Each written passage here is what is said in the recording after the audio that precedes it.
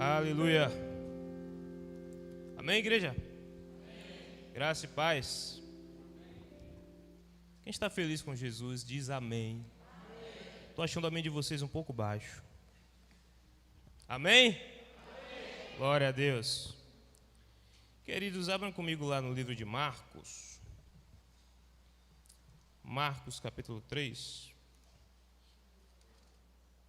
Deus é bom. 3:1. Marcos 3:1. Quem achou, declara: as minhas dívidas estão pagas, todas elas, antes da data e sobrando, porque eu sou próspero. Aleluia.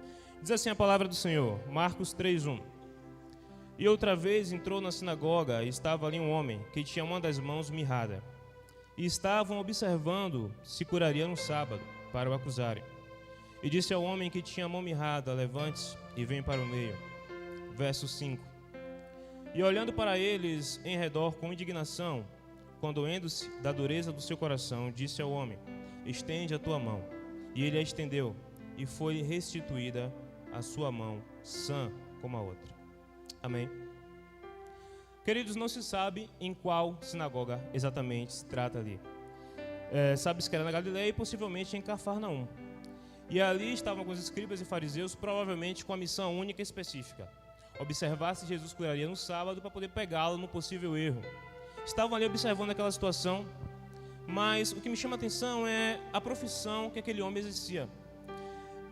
Entre 347 a 419 d.C., um homem chamado Jerônimo, ele traduziu a Bíblia do hebraico e do grego para o latim, na versão chamada Vulgata Latina.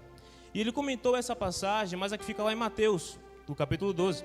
E ele disse que aquele homem se tratava de um pedreiro especializado em reboco e também em ornamentação com argamassa. Ou seja, aquele homem ele estava com um problema no qual o impedia de exercer a sua profissão. Ele estava com um problema o qual o impedia de produzir. Então, aplicando essa situação aqui, todo esse contexto na nossa vida, podemos dizer que mão, nesse contexto, fala de serviço. E por alguma razão, aquele homem estava impossibilitado de servir, impossibilitado de produzir. Amém? Então, partindo dessa premissa, vamos entender um pouco sobre 3 passos para experimentar o novo de Deus. Amém? O que me chama a atenção, na verdade, o que eu acho engraçado, é que quando Jesus olha para aquele homem, ele dá 3 comandos. E o primeiro comando é: levante-se. Cara, piada interna. O que eu observo, na verdade, é que o nosso problema, muitas vezes, está justamente aqui. Nós nos encontramos numa situação complicada, numa circunstância diversa, e qual é a nossa posição? A gente mantém. Quando, na verdade, o comando de Jesus é: levante-se. É como se ele dissesse para aquele homem: você pode estar até impossibilitado de produzir, você pode até estar paralisado, mas você não pode permanecer como está. Levante-se. Nós precisamos nos levantar e agir. Enquanto a gente simplesmente sentar e esperar que Deus trabalhe, isso não vai acontecer. Qual é o nosso problema? Nós somos exagerados para os dois lados. Ou a gente acha que Deus vai trabalhar e a gente descansa deitado eternamente em berço esplêndido, ou a gente acha que temos que produzir a tal ponto que a nossa força vai acima de Deus. E nós precisamos encontrar o equilíbrio da coisa. Nós precisamos entender que há a parte de Deus, mas também há a nossa. Se a gente não fizer a nossa parte, Deus não vai agir. Observe que Jesus não foi até aquele homem. Ele disse: levante-se. O nosso papel é se mover. Movimento gera energia. Movimento gera energia. Você só vai ganhar força para continuar se você der o primeiro passo. Enquanto você não se mover, você não vai se encontrar forte o suficiente para continuar em movimento. O movimento é que vai gerar em nós força para continuar se movendo. Mas só que a gente precisa de um empurrão. O que eu acho interessante é que Newton, ele entra nesse contexto. Primeira lei de Newton diz que um corpo em repouso tende a permanecer em repouso. E um corpo em movimento uniforme, em linha reta, tende a permanecer em movimento constante, a menos que uma força seja aplicada sobre ele. Sabe o que eu entendo? Em que todos nós, eu, você, nós precisamos de uma crise. Tem até uma piada que perguntaram por que Deus criou a mulher. E a responder é porque o homem precisava de uma crise para se mover. É só uma piada. É só uma piada. É só uma piada, é só uma piada. Piada, calma. É só uma piada, gente, calma. Dizem que perguntaram a Deus por que ele criou a mulher. E ele disse que o homem precisava de uma crise para se mover. Então a mulher foi criada. Mas é só uma piada. Brincadeiras à parte, lá em Eclesiastes 7:10 diz o seguinte: nunca digas, porque foram os dias passados melhores do que estes, porque não provém de sabedoria esta pergunta. Querido, uma das coisas que nos impedem de se mover é o aprisionamento ao passado. A gente está tão preso ao passado que experimentamos tantas coisas boas. Eu não falo nem do passado antes de Cristo, mas em Cristo nós experimentamos tantas coisas boas que aquele bom para Deus hoje é velho e Ele quer trazer coisas novas. E qual é o nosso problema? Nós estamos presos ao bom de Deus quando Ele quer nos dar o melhor. O inimigo do melhor é o bom. E a gente fica tão confortável com aquilo que está bom que a gente simplesmente trava e diz: aqui está confortável, eu não vou sair daqui. Sabe, talvez estivesse confortável para José permanecer morando com seu pai. Talvez estivesse confortável para Abraão permanecer onde estava. Mas todos esses homens e muitos outros precisaram tomar uma atitude, sair do conforto e ir em busca de uma direção de Deus. E o que Deus disse trouxe um destino para aqueles homens. E o que Deus está dizendo para nós hoje está querendo trazer um destino para a nossa vida. Qual é o nosso problema? Nós estamos com medo de arriscar. Enquanto a gente estiver com medo de ouvir a voz de Deus, com medo de seguir aquilo que Deus diz, nós não vamos experimentar o novo de Deus. Porque Deus, Ele trabalha com aquilo que você chama de risco. Mas aquilo que nós chamamos de risco, Deus observa e pensa: há uma oportunidade dele exercer fé. Ali uma oportunidade de eu explorar o meu poder e a minha glória através dele. Deus não enxerga os seus problemas como problemas, pelo amor de Deus. Deus enxerga a sua situação como uma oportunidade. E nós precisamos ter a perspectiva de Deus em relação às coisas. Quando a crise vem, é uma oportunidade para me desenvolver, não para me parar. E aquele homem estava impossibilitado de produzir. Qual é o nosso problema na produção para o reino de Deus? Qual é o nosso problema de produção na nossa vida? A paralisia nos impede. E o que é que nos paralisa? Traumas, medo, a tensão emocional. Deus quer nos livrar de tudo isso, mas a partir do momento, cara, que a gente confessa Cristo, a partir do momento que a gente aceita seguir a Jesus, nós precisamos largar a bagagem do passado e aceitar o jugo e o fardo dele, que é leve e suave. Andar com Cristo não nos traz peso, muito pelo contrário, Ele tira de nós o peso.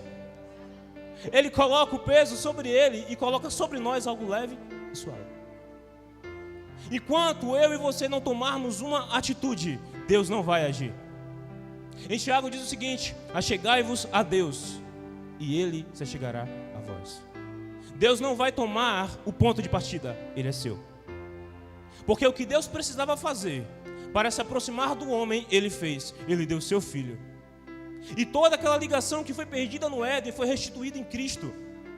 E por que nós não aproveitamos disso? Porque a gente simplesmente espera que Deus trabalhe, mas Deus não vai trabalhar. O que Ele tinha que fazer, Ele já fez. Entende isso? Deus está esperando de você uma ação. Ali no mar, Jesus estava dormindo no barco. E os discípulos estavam ali aterrorizados quando viram aquela tempestade. Qual foi a atitude dos discípulos? Vamos acordar Jesus. O mestre não tem nem tempo de descansar. Vamos acordar porque está no meio do mar, no meio da tempestade. O que é que ele está fazendo dormindo?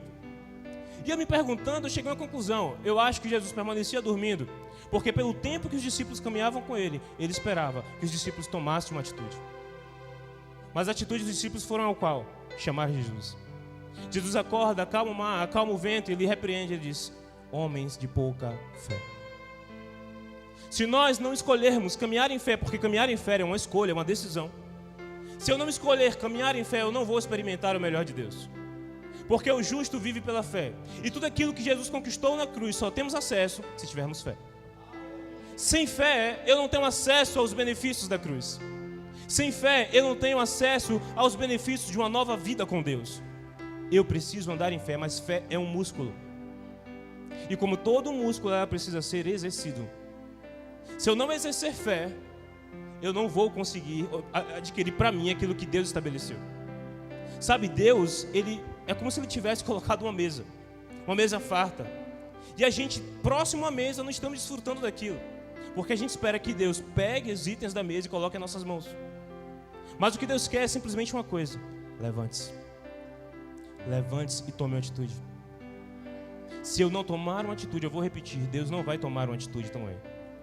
Porque o que é possível para você fazer, Ele faz. Deus não construiu uma arca. Ele chamou Noé e lhe deu a direção. Construa uma arca.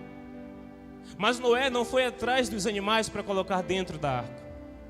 Porque aquilo que é possível para o homem fazer, o homem tem que fazer. Mas o impossível, Deus faz. É um trabalho equilibrado, cara. É um trabalho de equilíbrio. Deus quer trabalhar conosco. Ele não quer trabalhar para a gente. Só que o nosso problema é esse. A gente espera que Deus faça tudo. E a gente não faz nada. Oração apenas não resolve. Meu Deus, que heresia que eu estou falando. Oração apenas não resolve nada. Oração termina com ação. Se eu não agir em cima daquilo que eu orei, as coisas não acontecem. Eu preciso orar e caminhar sobre aquela palavra que eu declarei. Porque Jesus estava andando sobre as águas e Pedro aparece e disse: é tu mesmo, manda eu ter contigo. Jesus disse: vem. E sobre a palavra de Cristo Pedro andou. Quando nós lançamos uma palavra, estamos pavimentando o caminho. E sobre aquele caminho precisamos andar. Se eu simplesmente orar e esperar que as coisas aconteçam, elas não vão acontecer. Deus espera de mim uma atitude. E nessa ideia de ficar preso ao passado, o que me chama a atenção é o povo do Egito. Sabe, a galera passou por milagres e milagres, viram milagres e milagres de Deus. Mas em meio ao deserto, qual foi o pensamento deles? Eu sinto falta do alho, da cebola, dos peixes de graça. Meu Deus, que saudade daquele tempo antigo. Que saudade daquelas coisas. Só que o pensamento preso ao passado impedia de ver os grandes milagres que estavam acontecendo ali diante dele. Isso que me chama a atenção. Quando a mulher de Ló, Deus deu uma direção: não, siga seu caminho, mas não olhe para trás. Quando Sodoma e Gomorra foi destruída. Quando aquela mulher olha para trás e ela é transformada em estátua de sal, o conceito ali não é apenas olhar para trás. Ela olhou sentindo falta do que deixou. Ela olhou sentindo saudade do que ficou para trás. E aquele sentimento de aprisionamento do que deixou, do que ficou, fez com que ela paralisasse e ficasse impossibilitada de continuar. O que Deus quer, cara, não é apagar a sua memória. O que Deus quer não é simplesmente fazer você esquecer tudo aquilo que você passou. Ele quer que eu olhe para o passado, aprenda com ele, mas deixe ele lá e continue seguindo em frente. Curtindo o presente, declarando o futuro e caminhando. É isso que Deus quer de mim. Continuidade. Eu não posso parar nos problemas. Eu não via Jesus parar em enfermo. Eu não via Jesus parar em críticas. Eu não via Jesus parar em julgamentos. Eu via Jesus passar por todos eles e seguir em frente. E mesmo no momento de maior tensão e de maior medo, ele seguiu em frente. E por que eu tenho que paralisar? Se eu ficar preso a essas coisas, eu vou me tornar infrutífero. Mas o que Deus quer de mim é que eu seja uma árvore frutífera. Porque toda árvore que não gerar fruto será cortada e lançada num lago de fogo. E às vezes a gente pensa: não, meu Deus, eu preciso alinhar minha vida com Deus. Não é possível, porque eu não estou produzindo. Deve ser pecado. O problema às vezes não é nem pecado. É só uma consciência aprisionada. É simplesmente uma situação do qual você ainda não entendeu quem é em Deus. É simplesmente um aprisionamento de uma falta de identidade em Deus. Porque quando eu sei quem Deus é e o que eu sou nele, nada pode me parar. Quando eu entendo que eu sou filho de Deus e quando eu observo o conceito de filho de Deus em Jesus, eu entendo que nada pode me parar. Porque o mesmo Espírito que operou em Jesus opera em mim. E o mesmo Espírito que operou em Cristo opera em você. Não se trata de mim, da minha capacidade ou da minha habilidade. Se trata de Deus, quem Deus é em mim. Se trata do poder de Deus em mim. Porque o seu poder se aperfeiçoa na minha fraqueza. Sabe, a nossa pequenez nos torna dependente de Deus. E o fato de nos tornar dependente de Deus traz a consciência de que eu não consigo nada se não for por meio dele.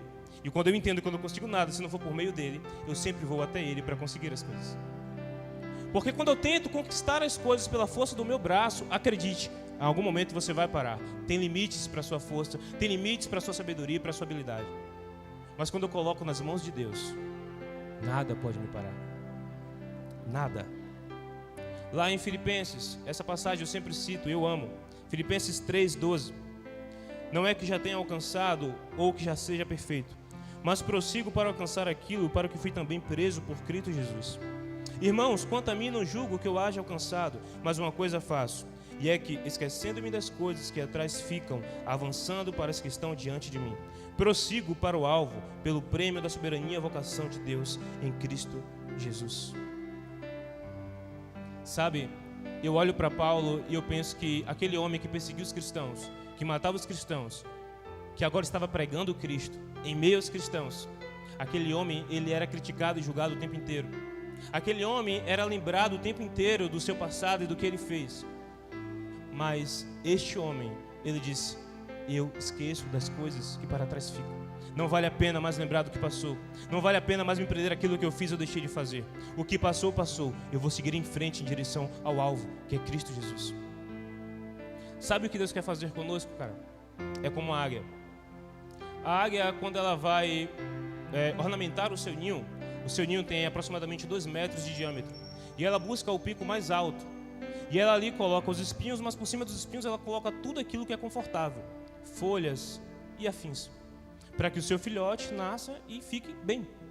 Só que chega um momento em que o seu filhote já chegou a determinada idade, a maturidade, e que ela percebe que ele precisa aprender a voar. Mas aquele lugar tão confortável e espaçoso impede que o filhote deseje sair. Ele quer continuar ali. E o que é que a águia faz? Ela começa a tirar as folhas. Ela começa a tirar tudo aquilo que é confortável e deixa apenas os espinhos. Para que o desconforto faça e obrigue os filhotes de águia a se moverem. Para que o desconforto obrigue aqueles filhotes a tomarem uma atitude e ir para um outro patamar de maturidade. Só que ainda assim, às vezes, há alguns filhotes que continuam mesmo nos espinhos. E a águia tem uma atitude inesperada. Ela empurra o seu filhote no ninho. E ela o observa para ver se ele de fato vai conseguir alcançar o voo. E se ele não consegue, ela desce num voo rasante. Ela pega o seu filhote, traz de volta para o pico e repete o processo. Até que o seu filhote consiga voar. Mas eu fico pensando, por que ela faz isso? É muito óbvio. Está na essência da águia a habilidade de voar. É esperado que em algum momento ela faça aquilo. E existem coisas que fazem parte da nossa essência em Deus, e Ele espera que nós façamos. Nós precisamos estar sim num desconforto. Para quê? Para que a gente se mova. Sem crises não há aprimoramento. Sem crises não há aperfeiçoamento. Porque o nome do processo que se dá à borboleta é justamente esse: crise, crisálida. Quando a lagarta se transforma no casulo, que se transforma na borboleta. E esse processo é necessário. Você sabia que se uma lagarta for retirada antes do tempo do casulo, o tempo que ela leva no casulo determina o tamanho de suas asas? Nós passamos por situações que às vezes não é pecado, às vezes não é diabo. Eu apenas tenho que passar. Por quê? Porque no processo eu estou sendo aperfeiçoado para algo maior. Cara, não foi diabo que colocou José onde ele estava. Não foi pecado de José que fez ele cair naquele poço e passar por todo aquele processo difícil. Era apenas o plano de Deus. E eu imagino que José orava e pensava: será que o Deus do meu pai me abandonou? Será que o Deus do meu pai esqueceu que eu sou filho? Será que ele esqueceu que eu sou da linhagem? Será? Pô, vendido pelos meus irmãos, feito escravo, julgado, sendo inocente. Onde é que está Deus nisso? Eu imagino que Deus estava, como alguns irmãos dizem, trabalhando em silêncio. Sabe, uma das coisas que eu aprendo com os discípulos ali no barco enquanto Jesus dormia é o seguinte: se está tempestade e Jesus está dormindo, imite-o. Se na tempestade Jesus está descansando, imite-o. Não se desespere. Não fique clamando: Deus meu, por que me desamparaste? Só o homem falou isso e com razão. Em meio à tempestade, descanse. E é uma das virtudes da águia. Ela, em meio à tempestade, ela dorme e continua voando. Sabe, o nosso problema, cara, está na identidade. Se a gente não entender que a gente é, se a gente não entender de uma vez por todas que somos filhos de Deus, o Todo-Poderoso, e que o seu poder está em nós, e que para o mundo nós somos deuses também, a gente não vai funcionar como tal. Eu só funciono como filho de Deus quando eu entendo que eu sou filho de Deus, porque a gente só desfruta daquilo que a gente entende. Se ficar apenas no nível do conhecimento, eu não desfruto. Precisa ser revelado. Eu preciso entender por revelação do meu coração que eu sou filho de Deus. Mas, Michael, se eu ainda não conseguir compreender isso, como é que eu vou alcançar esse entendimento? Buscando ao Pai. Porque a gente tem o leve costume de se assemelhar àquilo que nós adoramos. E quando a gente se coloca em adoração a Deus, e adoração como estilo de vida, nós, dia a dia, passamos a ser como Ele é. E quando o mundo, e quando eu falo mundo, me refiro às pessoas lá fora. Quando as pessoas sem Cristo olham para nós, elas precisam enxergar em nós a imagem de Jesus. E se elas não enxergam Jesus em nós, é porque talvez nós mesmos não enxerguem. Tudo começa aqui, cara. Tudo começa em uma decisão. Amém? Segundo passo. Segundo passo, segundo comando que Jesus dá. Vem para o meio. Salmos 46. Deus está no meio dela, não se abalará. Deus a ajudará já ao romper da manhã. Cara, é engraçado isso, porque Deus, ele tem um mistério com o meio.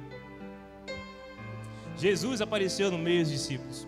Deus falou no meio da sarça. Jesus foi crucificado, uma direita, uma esquerda, ele estava no meio. E Deus parece ter algo com o meio. Exatamente.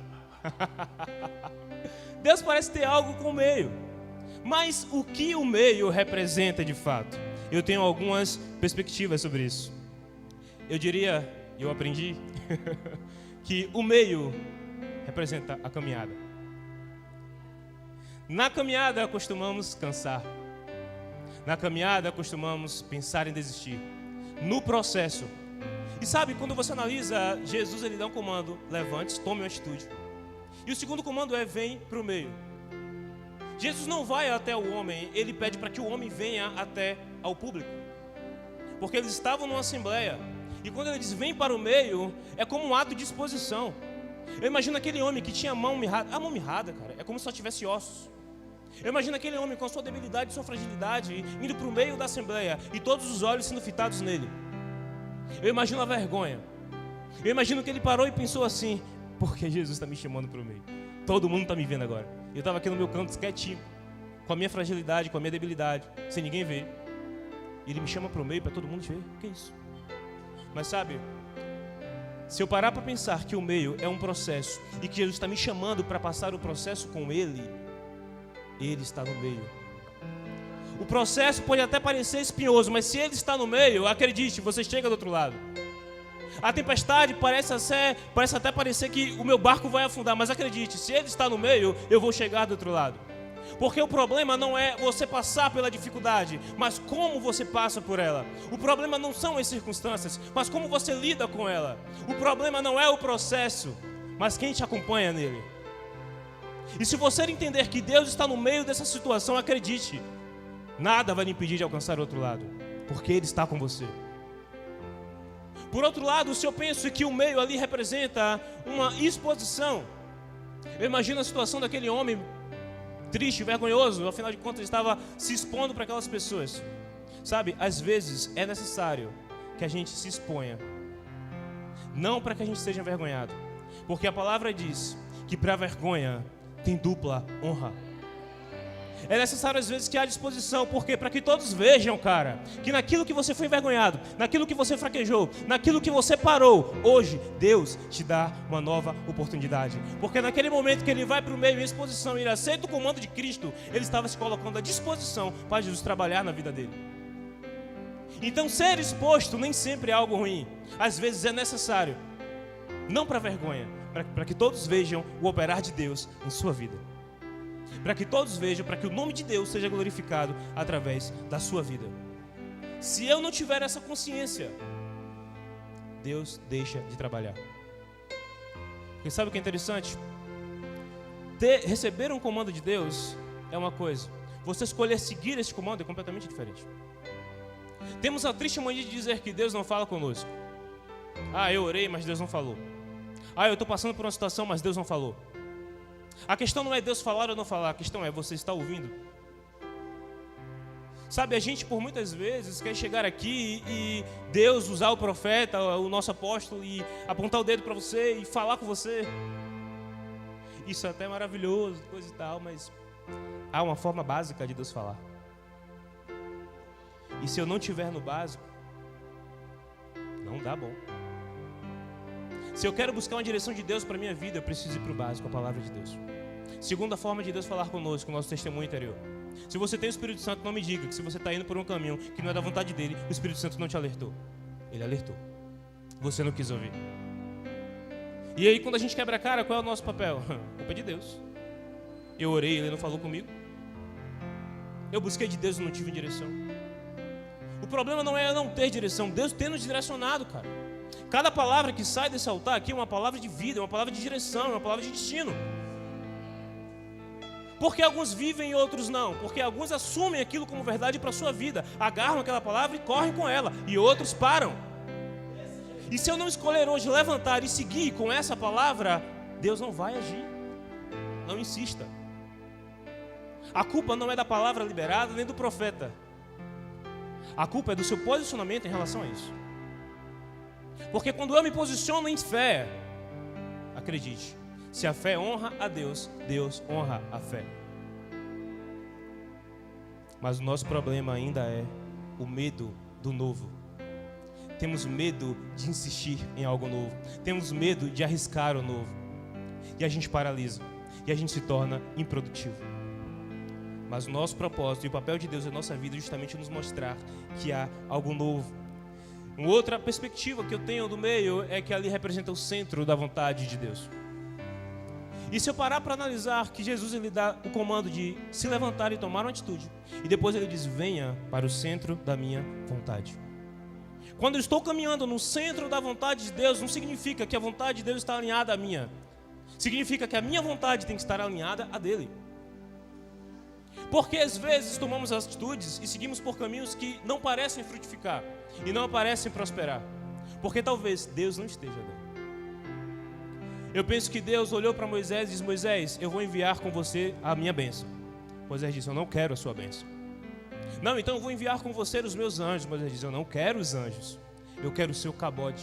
Eu quero a sua presença pessoal. Eu quero que o Senhor desça e caminhe comigo. Se o Senhor não for, daqui eu não saio. E qual é o nosso problema hoje, gente? É o inverso de Moisés. Senhor, indo ou não, eu estou indo. E aí quando a gente chega lá na frente, que tropeça, a gente pensa, mas por que o Senhor não me diz? Sabe, cara, a gente precisa alinhar.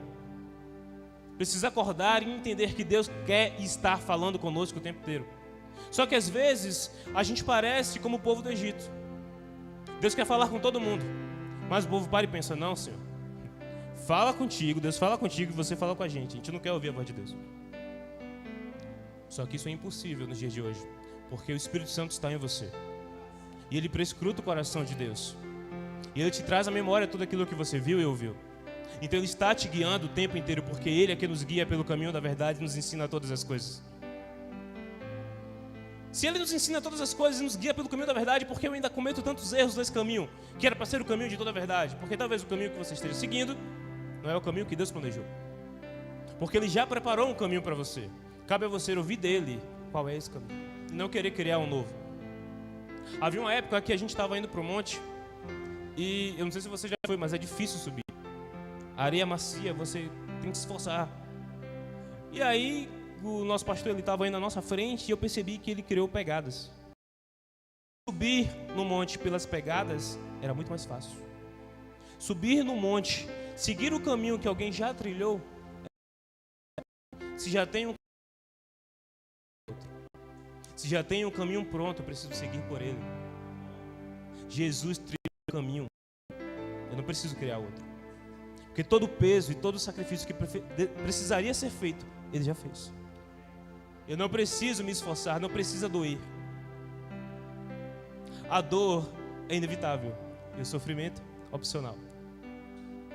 LT. A dor é inevitável, mas como você reage à dor?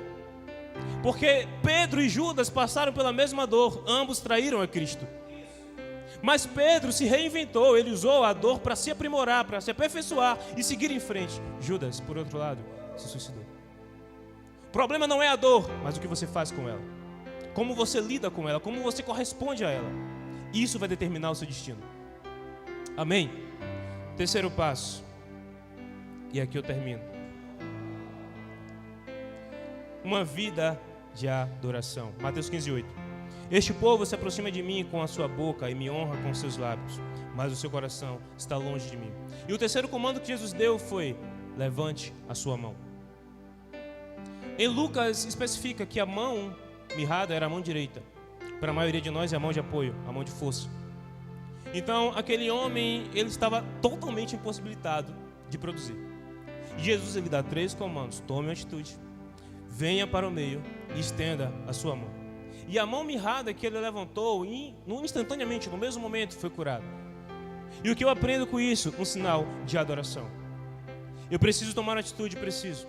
Eu preciso entender que Deus está comigo no meio do problema, no meio da circunstância, no meio do processo. Eu preciso. Mas eu preciso entender também que o meu coração tem que ser um coração de adorador. Se eu não tiver um coração de adorador, cara, Deus não tem pacto comigo. Porque Jesus está falando aqui, ó, vocês me honram com os lábios, mas o coração está longe. Porque o que é adoração? Adoração vem de proskineu, significa beijar entre os olhos. Então fala de uma relação de intimidade, de proximidade. Não tem como eu viver uma vida de adoração, ou dizer que vivo uma vida de adoração, e não estar diante de Deus. Se eu vivo uma vida de adoração, eu vivo uma vida de intimidade. Só que adorar, estar diante de Deus, é um lugar de exposição. Mas o que é exposto? O meu coração.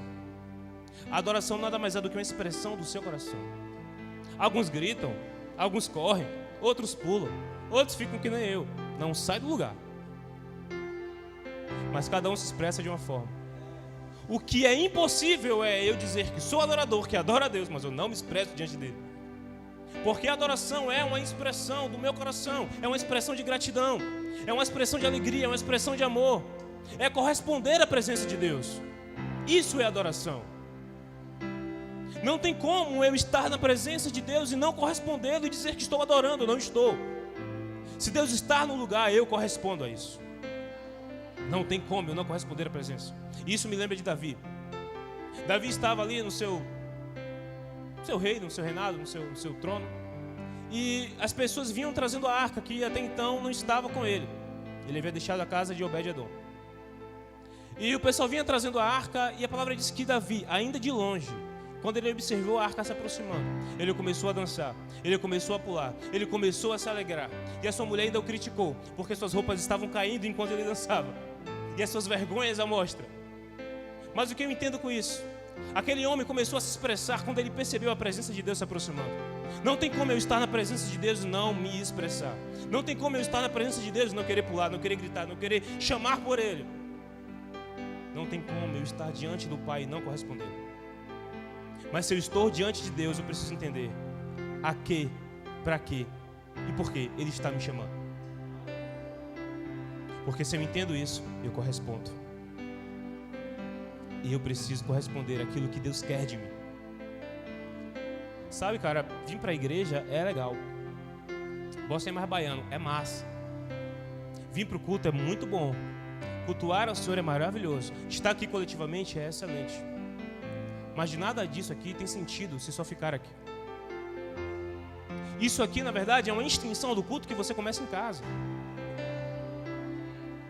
Porque nós somos um sacrifício vivo. Nós somos o culto a Deus. A nossa vida precisa ser uma vida de adoração. Adoração não é cantar louvores, é muito mais do que isso. Adoração não é orar, é muito mais do que isso. Adoração é um estilo de vida.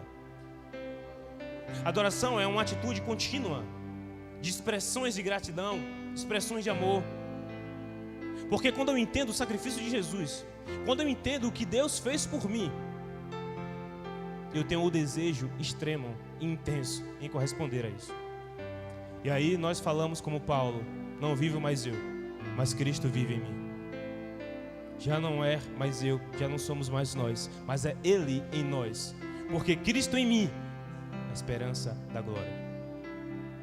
Se eu não entender isso, eu não vou conseguir viver uma vida de adoração.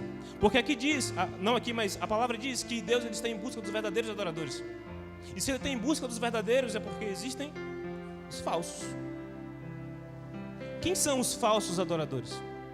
Se aqui diz que vocês me honram com os lábios, mas os seus corações estão longe de mim, os falsos adoradores são aqueles que apenas honram a Deus com os lábios, mas o seu coração estão longe dele. Porque onde está o seu coração, ali está o seu tesouro. Onde está o meu coração? Qual é a verdadeira motivação de eu adorar a Deus? Sabe, tomar a atitude certa com a motivação errada não é bom. Ter a motivação certa e fazer a coisa errada também não é bom. Tenho que ter a motivação correta e fazer a coisa certa. E isso me lembra de Uzá. Uzá, eu nem vou ler a passagem, está lá em 1 Crônicas 13. Uzá, ele estava ali caminhando, carregando a arca. Ele não podia tocar na arca, mas os bois tropeçaram e a arca ia cair. E ele, na boa intenção de segurar a arca, foi fulminado, porque ele não tinha autorização para tocar na arca. Ter a motivação certa não é o suficiente para fazer o certo. Eu preciso ter a motivação correta e a atitude correta. Porque o que Deus se agrada é de um coração obediente. Isso me lembra de Saul. Saul tinha um comando de ir a um determinado lugar e exterminar todo mundo, e ele não fez. O profeta vem até ele e diz: o obedecer, ele é melhor do que o sacrificar. Um coração sincero diante de Deus é um coração obediente. O coração que agrada a Deus é um coração obediente. Um coração de um verdadeiro adorador é um coração obediente. E um coração obediente é de uma pessoa que entende o que é abnegação. Porque eu preciso carregar a minha cruz todos os dias para então segui-lo. Se eu não tenho uma disponibilidade de renunciar, eu não tenho como ser discípulo de Jesus. E o que me chama a atenção é que os discípulos andavam com Jesus já há muito tempo. E depois de muito tempo ele chega e larga uma dessa: para ser meu discípulo, ou seja, não eram ainda.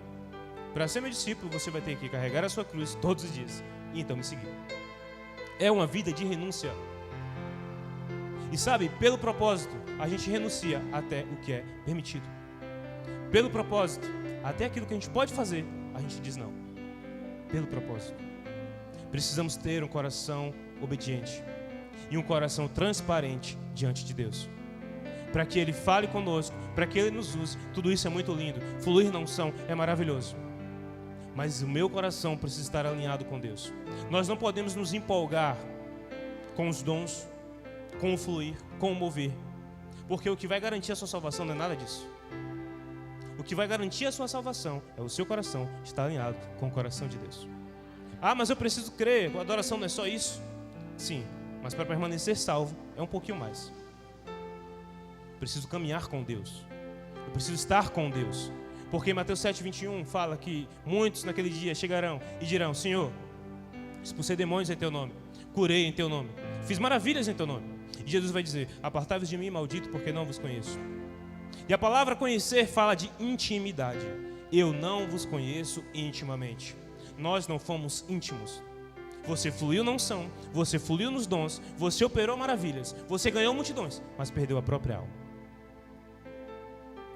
Fiquem de pé, em nome de Jesus.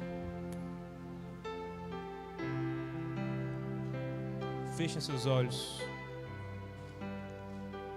Fechem seus olhos.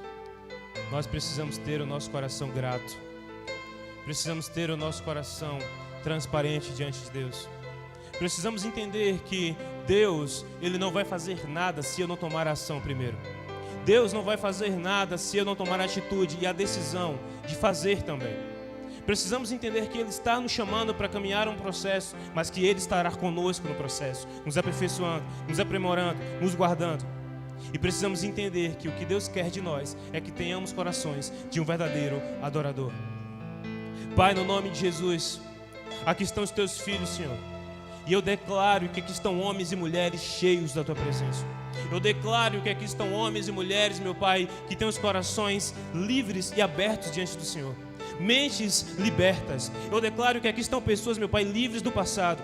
E se porventura há aprisionamentos do passado, há traumas, há dores, Senhor, no nome de Jesus, declaro que essas correntes sejam quebradas agora, Pai, porque a sua palavra diz que a unção, ela despedaça todo jugo.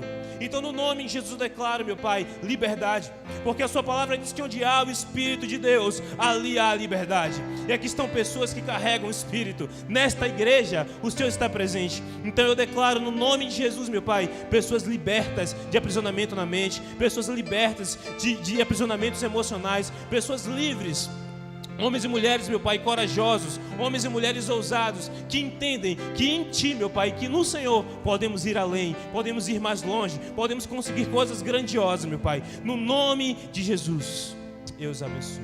Amém.